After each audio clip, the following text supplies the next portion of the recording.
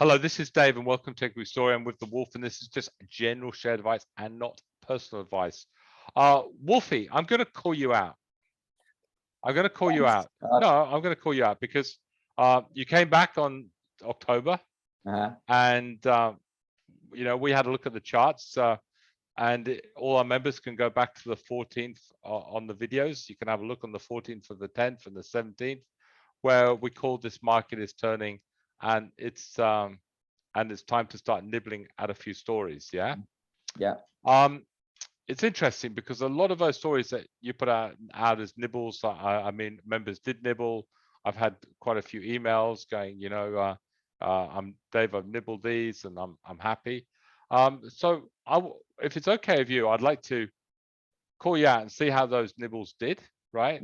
See if you got it wrong. And so let me get this right. So you had the easy task of just go, I think the market's going to go up, and then you did the hard task of find the bloody good stories that are going to go up. Yes, definitely, right. And so what I want to do is have a look at them, and I'll give you. I'm going to mark you out of 10 if you don't mind. All right, let's go. Right, because I got a 10 out of 10 with my call.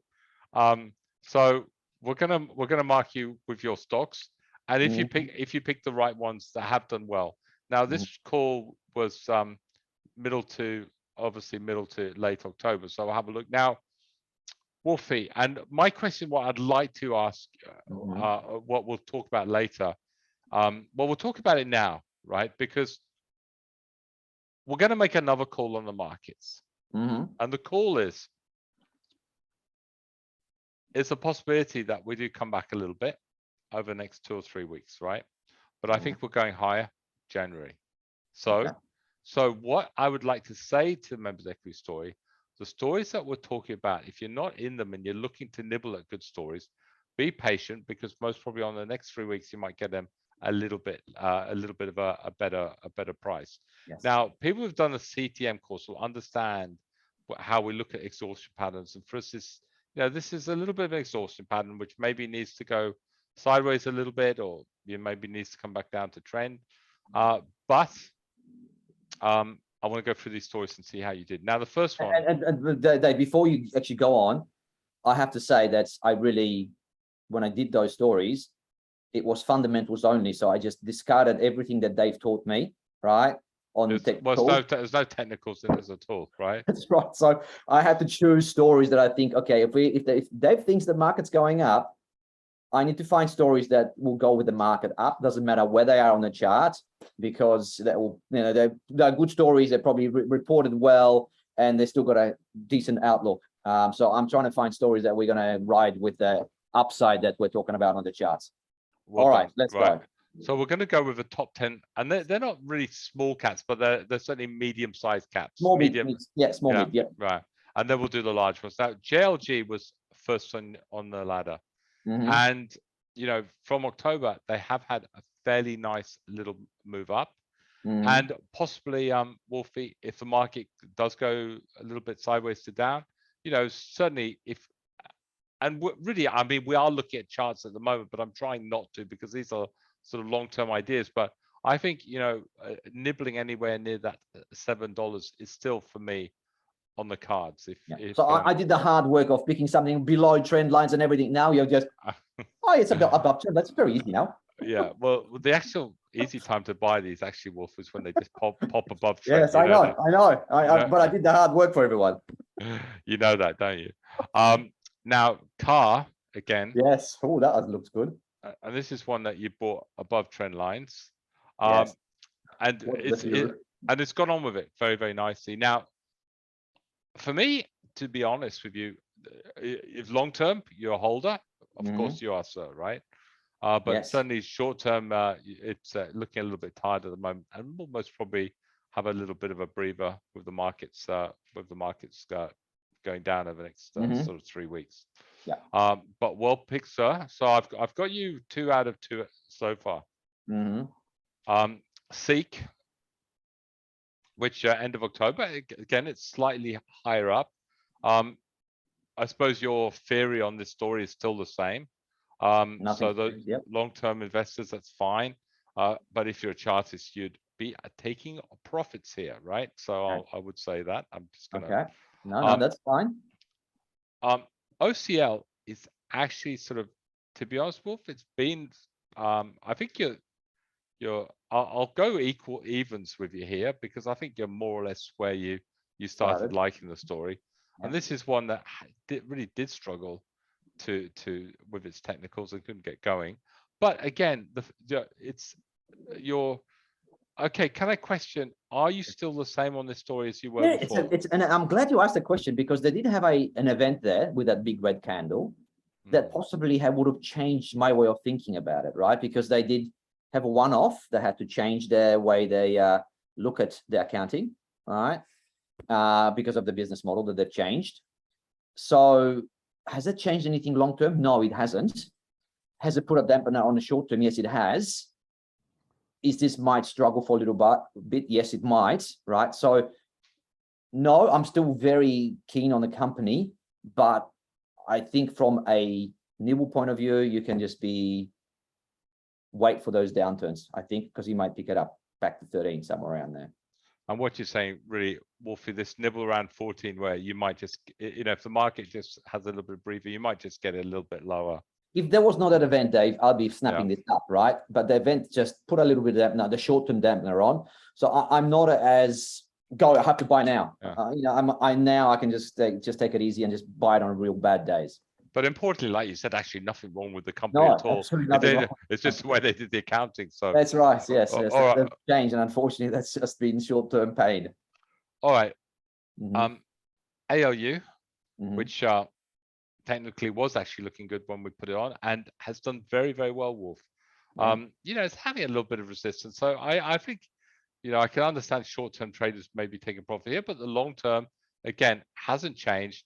And possibly, if you look at the charts, if it does come down and does have a breather over the next 3 weeks, you most probably might be able to get this around that $36.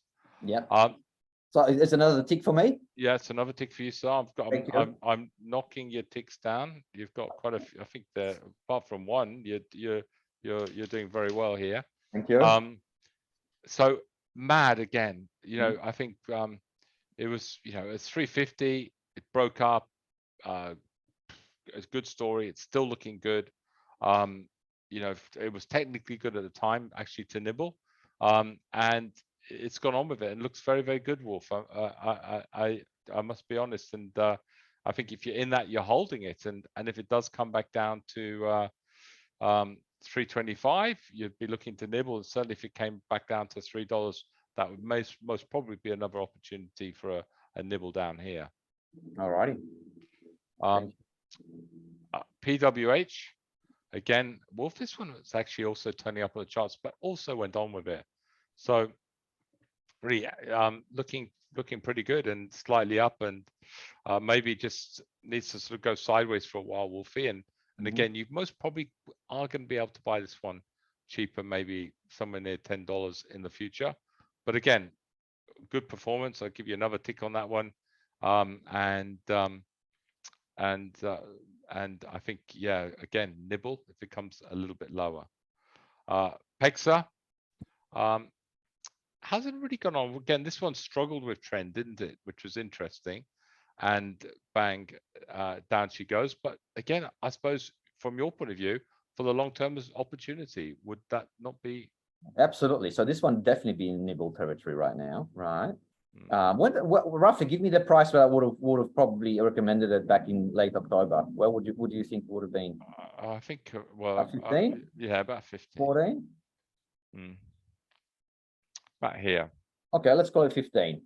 So this one hasn't been great, but I suppose I've been looking at a longer picture. So there was a perception from my side that I'm thinking short term maybe there will be a little bit of a struggle, because of that housing downturn on the back of interest rate rises.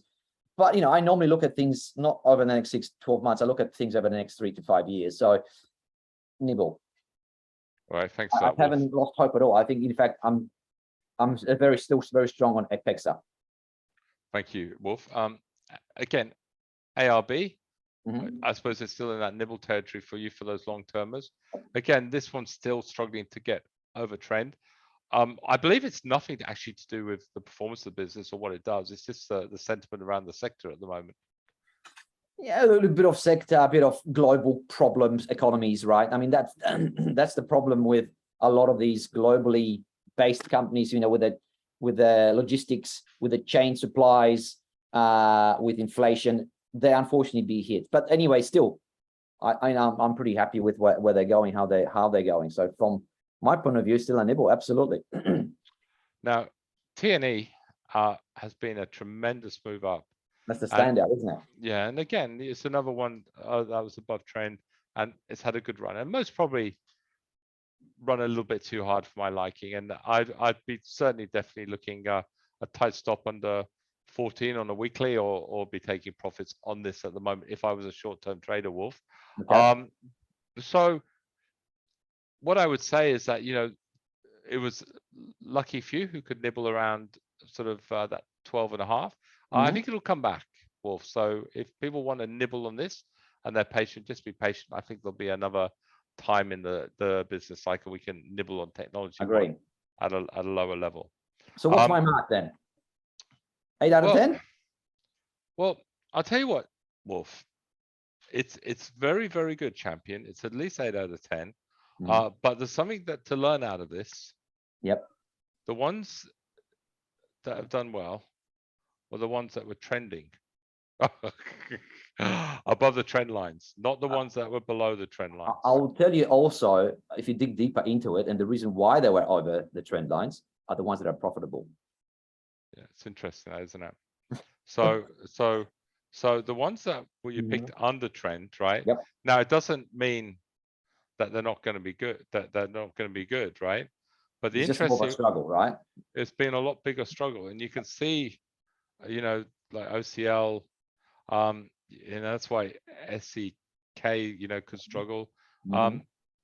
So the ones above the trend lines are really the ones that have been good over the last sort of month and a half. So it goes hand in hand, doesn't it? I mean, probably I'm one of the reasons I looked at a lot of these stocks where that, you know, I like the charts. It's always in the back of my mind. That's why I'm laughing. That's why I'm giggling to myself, because I think you were trying to be fundamental subconsciously, but subconsciously I think you're also looking at the charts. So yeah, absolutely.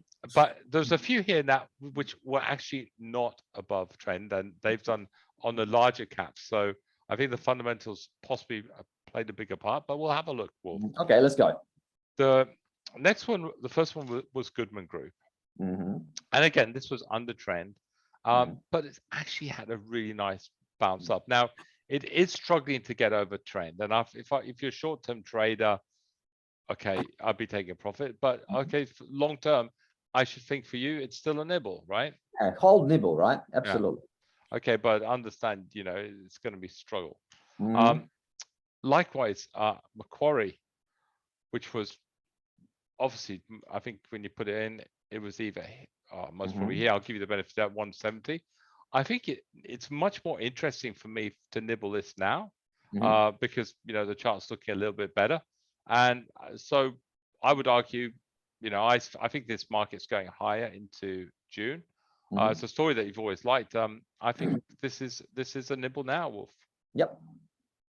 Okay. ORA. And again, this was an interesting one. So, you know, I think this was around nibble, 3. I think I put it nibble around 3. And again, listen, it's going the right direction, but it's not sort of moving up with fuerza, but long term, it's still winning, it's still up, the story's still good, excellent dividend from memory, or for a stock like this. About 5%, yeah. So I would argue from your point of view that the long term is the dividend, the sort of the long term nibble is still in play, correct? Yeah. SHL, you know, this one again, you know, it has struggled through trend. It won't go through. But again, I would argue from your fundamental point of view, you long term, you'd still be looking at this. Yes. What I could say as well, a lot of these do look different on the monthly chart, but I'm not going to go there because you know, you've got BKW. Now, I think this one has been a really good story that jumped over trend, and I think you put on about 21, which now it's about 22. So I think we put it on Einstein's there when it did jump over trend, and it's going on with it. Now, I like that, Wolf. And can I ask you with BKW, because it's still, when you look at it, it doesn't look expensive. For you, is it a nibble now? Would you still be nibbling BKW at this 22.76? Look, I think with a story like BKW, I think it's not going to shoot the lights out because at the moment the economy is not working for them as strongly as it normally does, right? So I think you'll have a chance to pick it up back at the trend lines over the next month or two. So I wouldn't be rushing into it. So what would you just leave a cheeky bit on 21.60? Absolutely. Okay, yeah. thanks, Wolfie. Now, Elders is actually one of the stories that was looking good on the chart. So this is the first negative tick for me, actually, Wolf. Where I have to just show you that I'm human, Dave. It did have a nice. It did move up over 13, and it was looking very, very good. But the announcement, which CEO resigned from memory, and he's a guy that basically has done amazing things with the business. You know, I would argue fundamentally for me, Wolf, most probably a bit of an overreaction. Still a good business, but you know, like we said, the charts don't lie, and sometimes you get this. Maybe there's something that we don't know about, and you really want to see this hold above 10 by the end of the week. So this week is all about one of the brokers downgraded it. So it just shows how powerful brokers are. One of the big boys have downgraded it. So more selling pressure. At the end of the day, Dave, I think there's an overreaction, but you can see how powerful CEOs are, right? If you have a CEO that's been there successfully for 10 years and he leaves, they've lost 30% of their value in a week. Well, especially at this type of business where there's so many different parts to it. So it's not even my fault, Dave. It's just the CEO decided to go, right? And this is what happens. 30% lost the value of it. Okay, but okay, forget the charts. Yeah. Close your eyes. How do you play this? Are you a nibble? Okay, if you told me forget about the charts, I'm nibbling this. And if you look at the actual buyers over the last week or so, we had the directors buying their own shares, and you've got a new fund that's just popped up with a 5% holding. So I think this is an opportunity for the long termers without knowing how charts work. But when I say long term, you're looking at 3 to 5 years. This story is excellent. We don't have many great agri stocks. This one is. Yeah, and you can, if you actually have a look, Wolf, when it gets below trend, it could take a while before it goes on another run. So, you know, I think the best thing they could do right now is to name a successor pretty quickly, right? Because we don't know who that might be yet. We only know that he's going to retire in 12 months. The market's uncertain about that. So the quicker we know who that new replacement will be, the better the market will be informed, and you'll see stability, and probably you'll see, hopefully, the share price going back up again. Okay, so obviously technically you're not there, but fundamentally Wolf is a nibble at these sort of levels. And plus you get a good dividend out of it now. So yeah. Well, that's, you know, from a dividend point of view, you could argue it. Now Wesfarmers is looking very, very good, Wolf. It has I just have a look at the date this was on. So we put this on here. Sorry, you put it on. I think 44, 45, yeah. 44. Yep. And this is done remarkably well. And it's bounced back over trend. I'd like to see it just do a little bit more, but obviously you are a nibble here. I suppose I could argue the fact you could still be a nibble on this. Yeah. No, I've got no problems nibbling or the long term. I know there might be a bit of, you know, volatility over the next 12 months with the economy, with possibly recession and so on. So expecting that. But if I'm looking long term, I think this is a great business, great business, very well run. And Wolfie, long term, you're also talking. I think you're talking long term on these stories. You're talking 3-5 years, aren't you? That's right. Whirly past this out. I think this has been pretty good. I mean, it had a nice little move up. It's come down, it's hit trend.